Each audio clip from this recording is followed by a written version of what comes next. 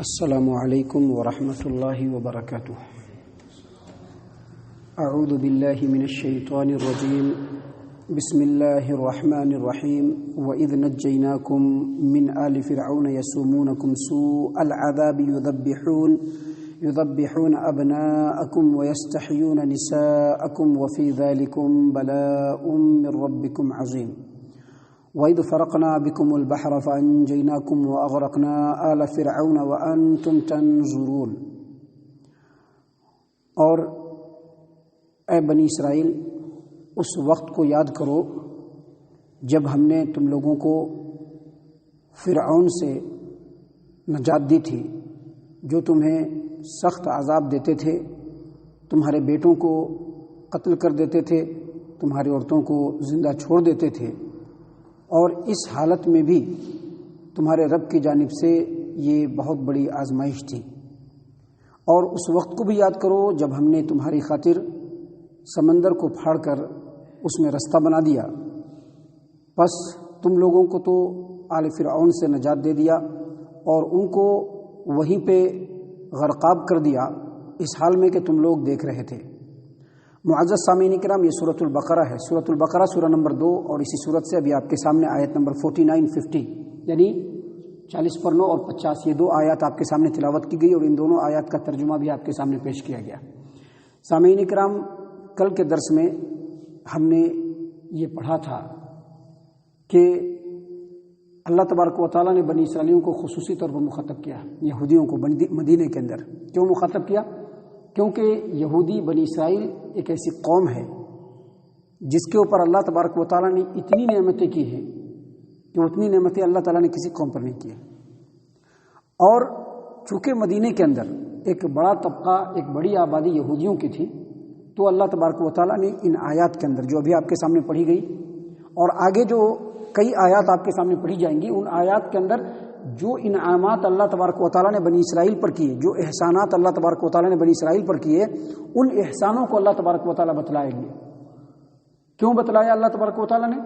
تاکہ ان احسانوں کو دیکھ کر کے کہ اللہ نے ہمارے اوپر کتنا احسان کیا ہے، یہ بنی اسرائیل محمد عربی صلی اللہ علیہ وسلم پر ایمان لائیں، اللہ کے سچے دین کو قبول کریں۔ اور یہ محمد صلی اللہ علیہ وسلم کے لیے نہیں بلکہ خود یہودیوں کے لیے ہے۔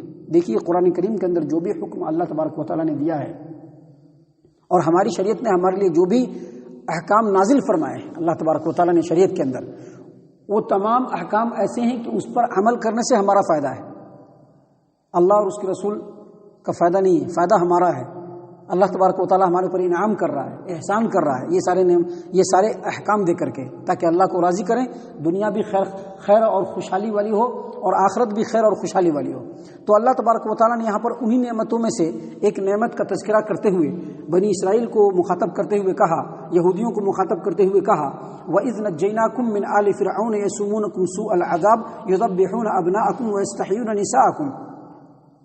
اے یہودیوں، اے بنی اسرائیل، اس وقت کو بھی یاد کرو کہ جب ہم نے تم لوگوں کو فرعون کے پنجے سے نجات دی، یعنی موسیٰ علیہ السلام کی رفاقت میں فرعون سے تم لوگوں کو چھٹکارا ملا، جو تم کو سخت عذاب دیتے تھے، تمہارے بیٹوں کو قتل کر دیتے تھے، تمہاری عورتوں کو زندہ چھوڑ دیتے تھے۔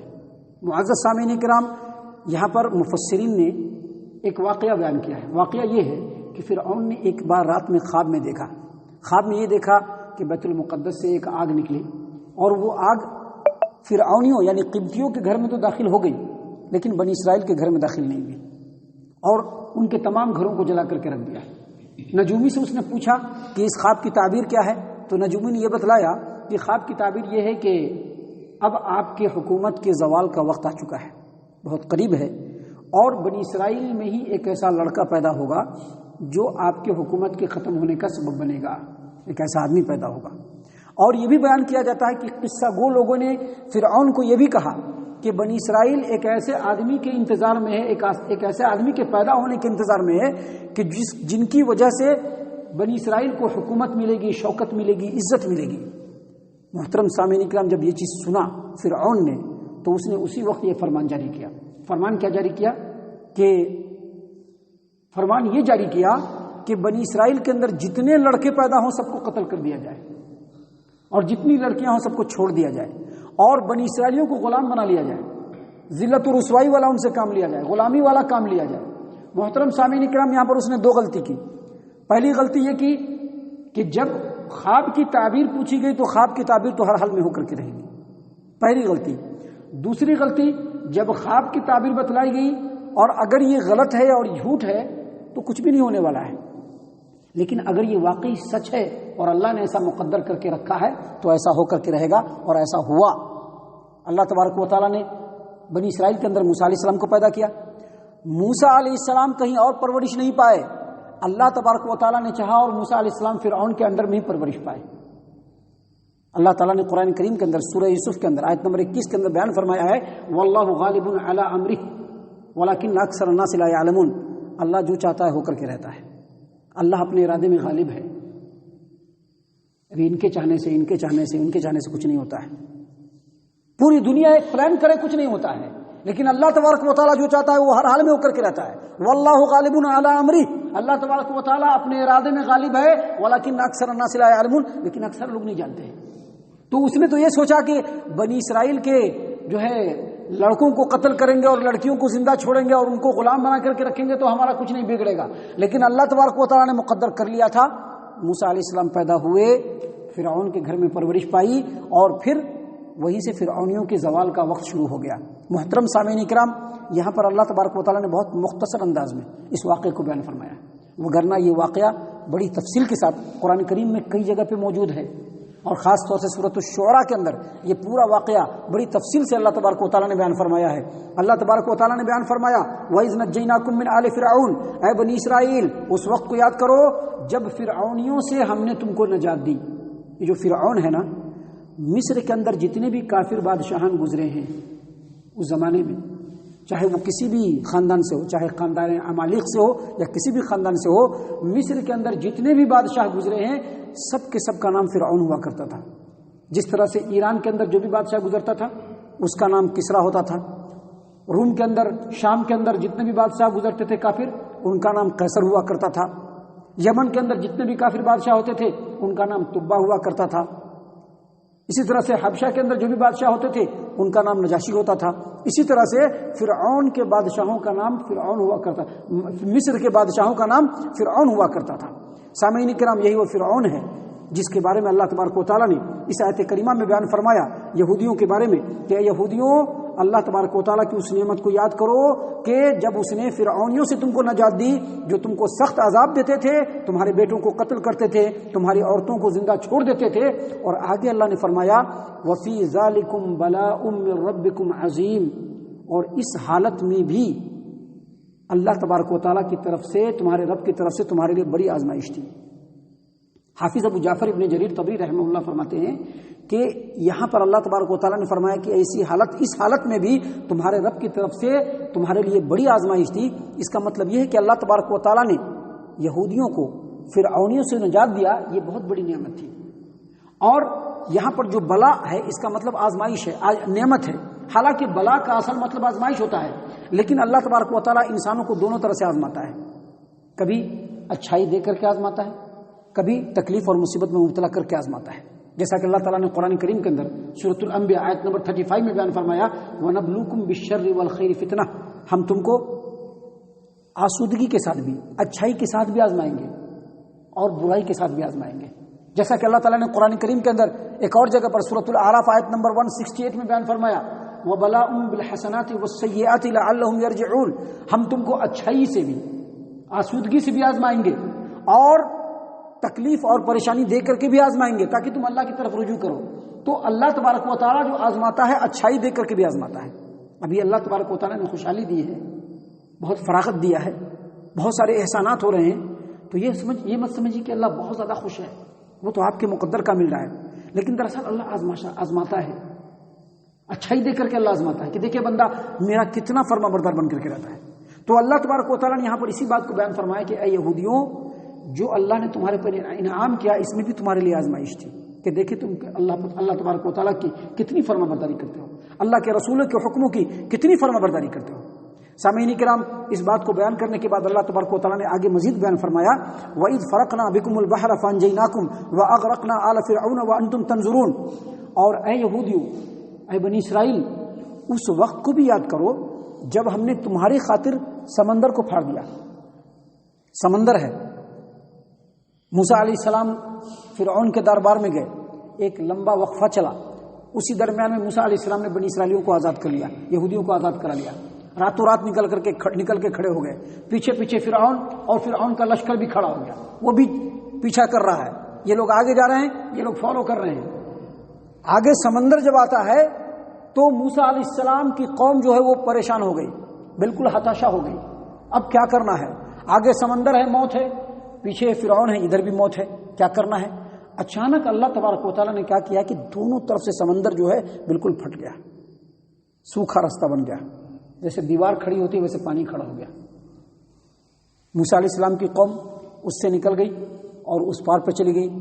اب یہ جو راستہ ہے، آدھا راستہ یہ لوگ طے کر چکے ہیں یا آدھا سے زیادہ طے کر چکے ہیں اور اب اس پار میں پہنچنے والے ہیں. فرعونیوں نے دیکھا کہ یہ لوگ بھاگے جا رہے ہیں اور یہ راستہ جب یہ لوگ نکل سکتے تو ہم لوگ بھی نکل جاتے ہیں. ان لوگوں نے بھی اپنا جو ہے پورا لشکر ڈال دیا سمندر کے اندر. اب وہ لوگ پار پہنچ گئے اور یہ لوگ بیچ میں ہیں.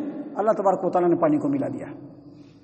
اللہ نے اسی بات کو یہاں پر بیان فرمایا کہ اس وقت کو یاد کرو جب ہم نے تمہارے خاطر سمندر کو پھاڑ دیا، سمندر میں راستہ بنا دیا. فانجیناکم، اور سمندر میں راستہ بنانے کے بعد تم لوگوں کو تو ہم نے نجات دے دیا. وَأَغْرَقْنَا آلَ فِرْعَوْنَ وَأَنْتُمْ تَنْظُرُونَ، اور تمہاری آنکھوں کے سامنے ہم نے فرعون کے تمام لاؤ لشکرے کو سمندر کے اندر غرقاب کر دیا. اور یہ بھی بہت بڑی نعمت ہے، حالانکہ تم دیکھ رہے تھے، یعنی تمہارے آنکھوں کے سامنے. محترم سامعین کرام، یہ مختصر انداز میں اللہ تبارک و تعالیٰ نے یہاں پر بیان فرمایا ہے. بیان فرمانے کا ہی مقصد ہے کہ اے یہودیوں، اللہ نے جب اتنی ساری نعمتیں تمہارے پر کی ہیں تو اللہ کا رسول موجود ہے، نبی اکرم صلی اللہ علیہ وسلم موجود ہیں، اللہ کا حکم تم تک پہنچا رہے ہیں. نبی پر ایمان لاؤ، اللہ کے حکموں کی فرما برداری کرو. محترم سامعین کرام، یہی وہ دن ہے جس کے بارے میں اللہ تعالیٰ نے یہاں پر قرآن کریم میں بیان فرمایا ہے کہ موسیٰ علیہ السلام کے ذریعے سے اللہ نے فرعونیوں کے پنجے سے بنی اسرائیل کو نجات دیا. یہی وہ دن ہے جس دن کو یوم عاشورہ کہا جاتا ہے، 10 محرم کا دن. صحیح البخاری کتاب الصوم، باب صوم یوم عاشورہ، صحیح مسلم کتاب الصیام، اور حدیث کی کئی کتابوں میں ہے کہ عبداللہ ابن عباس رضی اللہ عنہما نے بیان کیا کہ جب نبی صلی اللہ علیہ وسلم مدینہ پہنچے تو دیکھا کہ یہودی لوگ روزہ رکھ رہے ہیں. آپ صلی اللہ علیہ وسلم نے پوچھا، ما ھذا اليوم، یہ کون سا دن ہے جس میں تم لوگ روزہ رکھتے ہیں، یعنی اس دن میں تم لوگ روزہ کیوں رکھتے ہو؟ کہا بنی اسرائیل نے، یہودیوں نے، کہ یہ دن ہمارے لیے بڑی عظمت والا دن ہے. اس دن اللہ تبارک و تعالیٰ نے ہم لوگوں کو موسیٰ علیہ السلام کے ذریعے سے نجات دلوایا تھا، اور اسی دن کو موسیٰ علیہ السلام نے روزہ رکھا تھا، اس لیے ہم لوگ بھی روزہ رکھتے ہیں. اللہ کے رسول صلی اللہ علیہ وسلم نے فرمایا کہ موسیٰ تمہارے مقابلے میں ہم سے زیادہ قریب ہے، تم سے اتنے قریب نہیں ہے، ہم سے قریب ہے، کیونکہ وہ بھی نبی، ہم بھی نبی. وہ بھی اللہ اور اس کے اللہ تبارک و تعالیٰ کی اطاعت و فرما برداری کرنے والے، ہم بھی اللہ تبارک و تعالیٰ کی اطاعت و فرما برداری کرنے والے. لہٰذا جب تم روزہ رکھتے ہو تو ہم بھی روزہ رکھیں گے. اور نبی صلی اللہ علیہ وسلم نے صحابہ کرام کو حکم دیا کہ 10 محرم کو روزہ رکھیں، اور اس کے بعد والے سال میں نبی صلی اللہ علیہ وسلم نے فرمایا کہ اگر میں زندہ رہا تو آگے 9 اور 10 کا روزہ رکھوں گا. اور بعض روایتوں میں ہے کہ 10 محرم کا بھی روزہ رکھنا ہے، ایک دن اس سے پہلے بھی رکھ سکتے ہیں، ایک دن اس کے بعد بھی رکھ سکتے ہیں. بہرحال تو یہ محرم کے روزے کے تعلق سے اسی واقعے سے تعلق تھا، اس لیے اس واقعے کو میں نے یہاں پر بیان کیا. اللہ تبارک و تعالیٰ سے دعا ہے کہ اللہ تعالیٰ ہم تمام کو ان تمام باتوں کے اوپر غور و فکر اور تدبر کرنے کی توفیق عنایت فرمائے. محترم سامعین اکرام، یہ نعمتیں جو اللہ تبارک و تعالیٰ نے یہودیوں پر کی ہے، ایسا نہیں کہ ہم لوگوں کے پر اللہ تبارک و تعالیٰ کی نعمت نہیں ہے، بہت ساری نعمتیں ہیں. اور سب سے بڑی نعمت ہمارے اوپر اللہ تبارک و تعالیٰ کی یہ ہے کہ ہم لوگ محمد عربی صلی اللہ علیہ وسلم کی امت میں ہیں. جب ہم محمد عربی صلی اللہ علیہ وسلم کی امت میں ہیں اور اتنی بڑی نعمت ہمیں ملی ہے تو ہمارا بھی فرض یہ بنتا ہے کہ اللہ اور اس کے رسول کی اطاعت میں ہر ممکن کوشش کریں، الا یہ کہ کوئی عذر ہو اور اگر کوئی پریشانی ہو جائے، ہم کوئی کام نہیں کر پائے اللہ اس کے رسول کے حکم کے مطابق، تو اس وقت اپنے گناہوں کی مغفرت طلب کریں. وگرنہ ہر ممکن کوشش ہونی چاہیے کہ اللہ اور اس کے رسول نے جو فرمایا اس کو ہم پورا کریں، اور جن چیزوں سے روکا ہے اس سے ہر حال میں بچنا ہے. اللہ تعالیٰ سے دعا ہے کہ اللہ تعالیٰ ہم تمام کو ان تمام باتوں کے اوپر غور و فکر اور تدبر کرنے کی توفیق عنایت فرمائے. ہم تمام کو ہمارا رب صحیح معنوں میں مومن اور مسلمان بنائے. اللہ تبارک و تعالیٰ ہم تمام کو جنت الفردوس میں جگہ عطا فرمائے. اے اللہ ہم تمام کو جہنم سے پناہ دے. اے رب العالمین ہم تمام کو جہنم سے پناہ دے. اے مالک الملک ہم تمام کو جہنم سے پناہ دے. آمین یا رب العالمین. وما علینا الا البلاغ المبین.